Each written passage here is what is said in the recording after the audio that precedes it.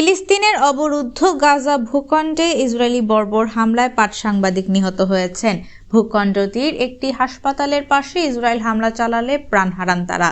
নিহত হওয়ার সময় ওই সাংবাদিকরা তাদের পেশাগত দায়িত্ব পালন করছিলেন।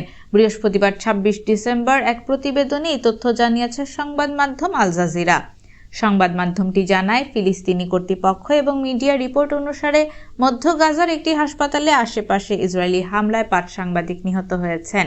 প্রতিবেদন থেকে আরও জানা যায়, আল কুদস টুডে চ্যানেলের সাংবাদিকেরা নুসেইরাত শরণার্থী শিবিরে অবস্থিত আল আউদা হাসপাতালের কাছে ঘটনাবলী কভার করছিলেন এবং সেই সময় তাদের ব্রডকাস্টিং ভ্যানে হামলা চালায় ইসরায়েল।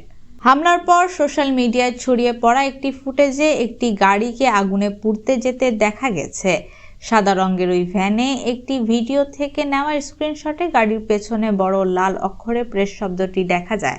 কুদস নিউজ নেটওয়ার্ক জানায়, বেসামরিক প্রতিরক্ষা দলগুলো নিহতদের লাশ উদ্ধার করেছে এবং ঘটনাস্থলে আগুন নিভিয়েছে। তবে ইসরায়েলি কর্তৃপক্ষের কাছ থেকে এ হামলা ও হত্যাকাণ্ডের বিষয়ে তাৎক্ষণিক কোনো মন্তব্য পাওয়া যায়নি।